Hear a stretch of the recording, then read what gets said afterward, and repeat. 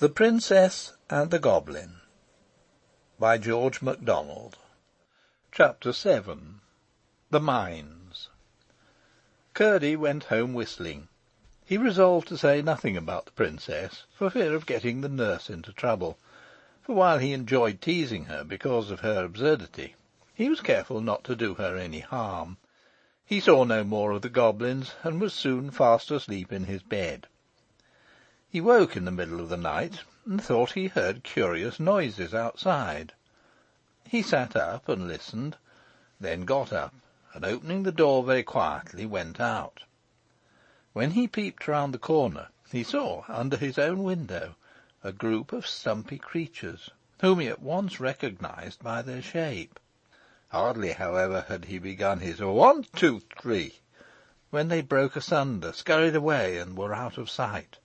He returned, laughing, got into bed again, and was fast asleep in a moment.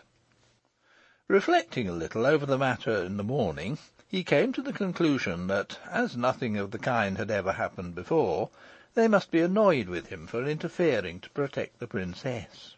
By the time he was dressed, however, he was thinking of something quite different, for he did not value the enmity of the goblins in the least. As soon as they had had breakfast, he set off with his father for the mine. They entered the hill by a natural opening under a huge rock, where a little stream rushed out.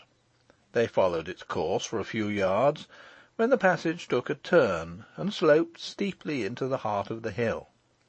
With many angles and windings and branchings off, and sometimes with steps where it came upon a natural gulf, it led them deep into the hill before they arrived at the place where they were at present digging out the precious ore.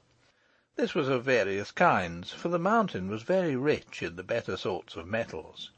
With flint and steel and tinder box they lighted their lamps, then fixed them on their heads, and were soon hard at work with their pickaxes and shovels and hammers.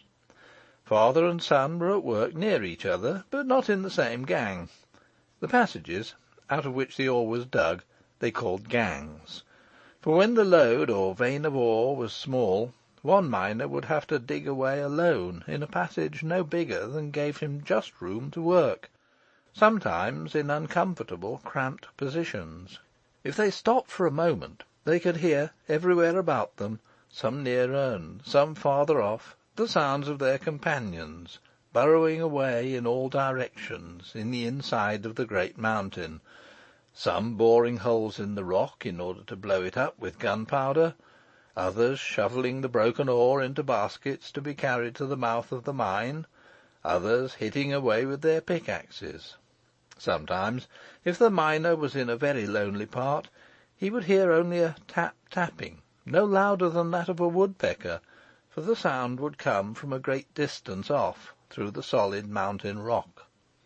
The work was hard at best, for it is very warm underground, but it was not particularly unpleasant, and some of the miners, when they wanted to earn a little more money for a particular purpose, would stop behind the rest and work all night.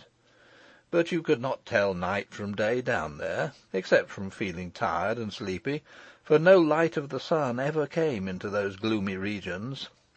Some who had thus remained behind during the night, although certain that there were none of their companions at work, would declare the next morning that they heard, every time they halted for a moment to take breath, a tap-tapping all about them, as if the mountain were then more full of miners than ever it was during the day, and some, in consequence, would never stay overnight, for all knew those were the sounds of the goblins. They worked only at night, for the miners' night was the goblins' day. Indeed, the greater number of the miners were afraid of the goblins, for there were strange stories well known among them of the treatment some had received whom the goblins had surprised at their work during the night. The more courageous of them, however, among them Peter Peterson and Curdie, who in this took after his father, had stayed in the mine all night again and again, and although they had several times encountered a few stray goblins, had never yet failed in driving them away. As I have indicated already, the chief defence against them was verse, for they hated verse of every kind, and some kinds they could not endure at all. I suspect they could not make any themselves, and that was why they disliked it so much. At all events, those who were most afraid of them were those who could neither make verses themselves nor remember the verses that other people made for them, while those who were never afraid were those who could make verses for themselves. For although there were certain old rhymes which were very effectual, yet it was well known that a new rhyme, if of the right sort, was even more distasteful to them, and therefore more effectual in putting them to flight. Perhaps my readers may be wondering what the goblins could be about, working all night long, seeing they never carried up the ore and sold it. But when I have informed them concerning what Curdie learnt the very next night, they will be able to understand. For Curdie had determined, if his father would permit him, to remain there alone this night, and that for two reasons. First, he wanted to get extra wages, that he might buy a very warm red petticoat for his mother, who had begun to complain of the cold of the mountain air sooner than usual this autumn. And second, he had just a faint hope of finding out what the goblins were about under his window the night before. When he told his father, he made no objection, for he had great confidence in his boy's courage and resources. "I'm sorry I can't stay with you," said Peter, "but I want to go and pay the parson a visit this evening. And besides, I've had a bit of a headache all day." "I'm sorry for that, father," said Curdie. "Oh, it's not much. You'll be sure to take care of yourself, won't you?" "Yes, father, I will. I'll keep a sharp look-out, I promise you." Curdie was the only one who remained in the mine. About 6 o'clock the rest went away, every one bidding him good night, and telling him to take care of himself, for he was a great favourite with them all.